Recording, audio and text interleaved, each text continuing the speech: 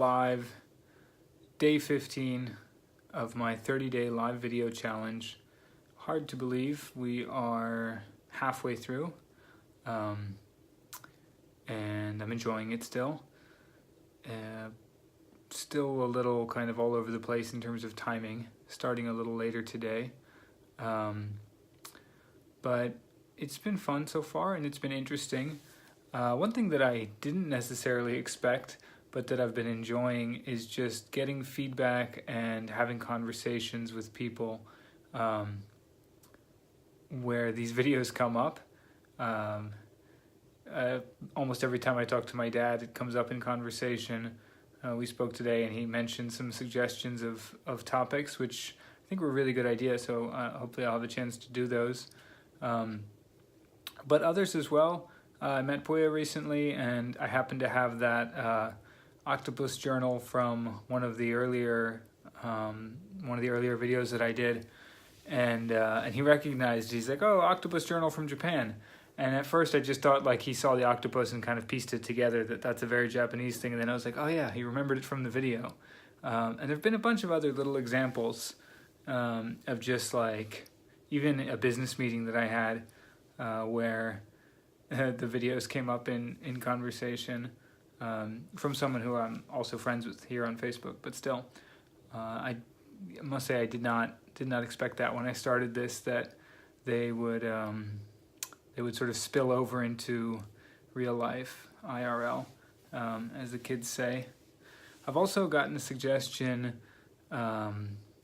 or almost a complaint, feedback, that why am I not including any impressions or funny accents? So maybe we will do a little bit of that in the future. We might try to incorporate it somehow. I'm not promising, but we'll see.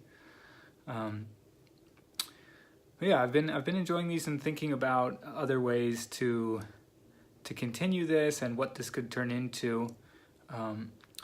One other idea that came up actually long before these videos, but doing this has certainly helped make that like seem more achievable, is the idea of a podcast.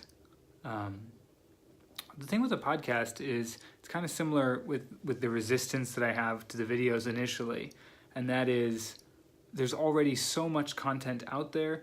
I have subscriptions to podcasts that sound incredibly interesting, get very good reviews from other people, and I'm talking like even individual episodes of shows that I already listened to, but I don't find the time to listen to them.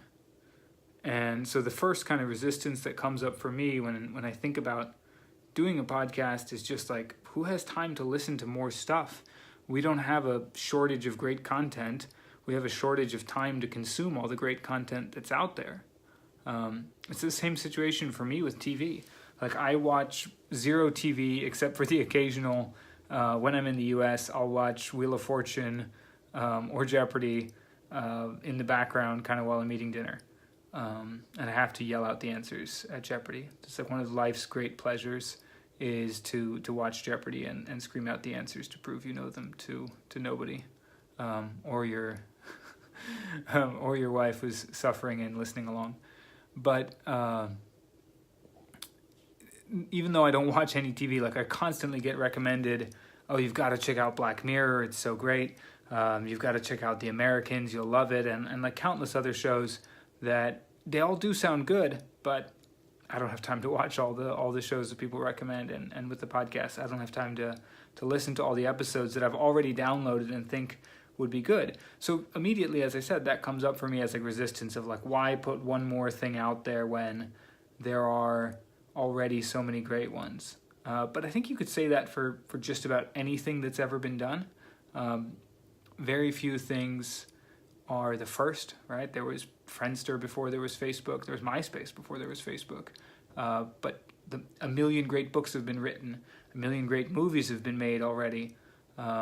And not just movies in general, but like for whatever story you want to tell, whatever topic you want to cover, someone's done it, right? There are no unique stories. There's only just like retelling of the same stories. People have written books on like, the like epic myths that we have in humanity and how there's only so many of them, and they're basically all variations on a theme, and they've all already been made, and beyond that, it's just people retelling the same stories. And yet every year, we have new TV shows, new movies, new books, etc., etc., and we watch them, and new music, and new plays in the theater, and people go see them. So I think it's just another form of resistance, another form of like self-defeating procrastination almost, that stops people and me from creating something simply because there's already something out there. The reason I started tonight's a little bit later is because I went to an event earlier, and I was thinking about this podcast recently, and I searched for Podcast Studio DC, something like that, to see like, I wonder if anyone's just like made a space, like almost like a co-working space dedicated to doing podcasting. And sure enough, there is one in Georgetown called, I think it's like the Podcast Studio or something like that, or Podcast Village. And they've created a space that's really nice. I just came back from there, where you can go and you can do live video, you can do live audio, you can do recorded audio, recorded video. They've got 2 really nice studios set up.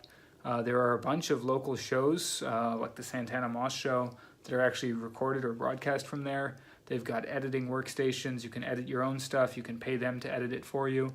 Really, really cool.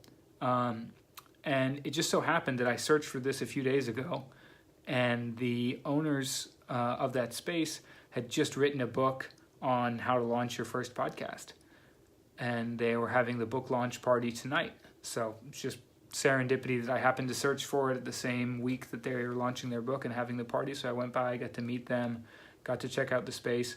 I didn't stay too long. I knew I had to come home and do this video. I thought about sneaking into their studio space after they gave me a tour of it and just like sticking around and recording, but I figured that probably wasn't worth the trouble. Plus, I still would have been using my phone anyway. It wasn't like I was going to like hijack their computers and actually use their setup to go live.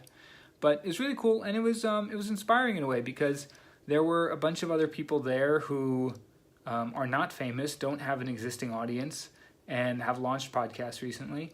The lady who's a co-author of the book talked about how she'd convinced her organic hairstylist, whatever that is, to launch her own podcast, and her dentist as well. And I'm kind of 2 minds there. Like, that sort of just plays right into my existing fear of everyone in the world has already started a podcast, so why do we need another one? But there's also the, hey, if they did it, you can too. I think it really comes down to a couple of things. Like I said with the videos, I set the goal to doing it. The goal wasn't become a famous YouTuber. The goal wasn't, get 1 million views or even 100 views or anything else. It was just show up every day and make a video and see what comes of that.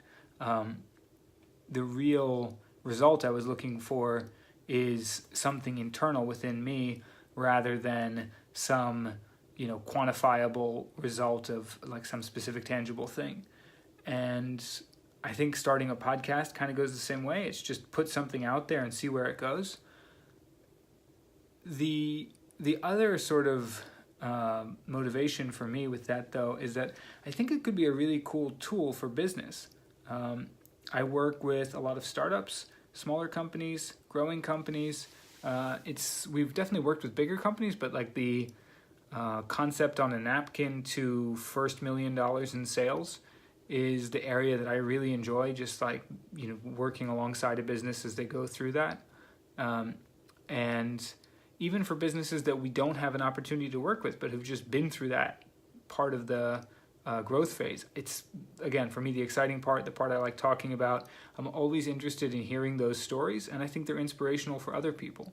So if I did a podcast, I think that would be a fun thing to talk about, just bring people on and just talk about their journey from, I had this idea for a business, here's how we started, and then almost inevitably there's like a pivot, or, we thought we were going to do X and we ended up doing Y, and talk to companies that have done that and made it to some level. They're not necessarily going to be, super, super successful household name Fortune 500 companies. They are, in many cases, local businesses or small-ish and still growing. But again, that's where I think it's really interesting to hear.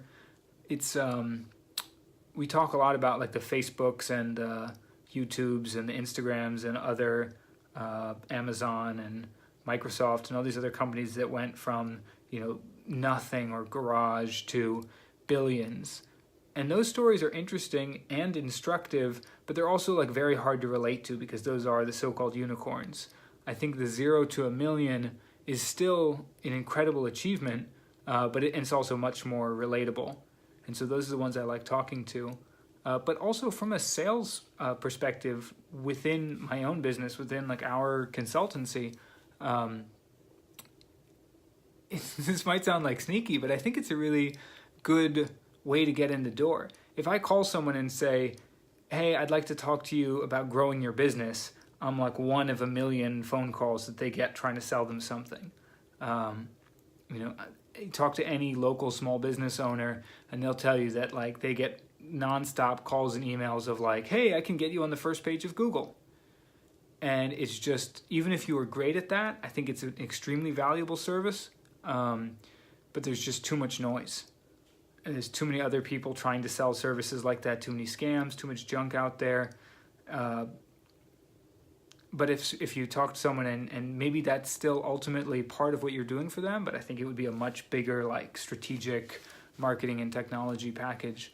But even if that's what you end up doing for them, calling and having an authentic conversation with someone where you listen, learn about them, hear where they're struggling, and then you're able to say something like, hey, that sounds really interesting.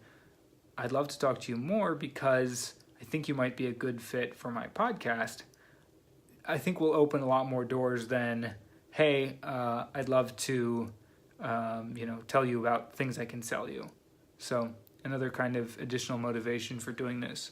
And I think that's for all businesses.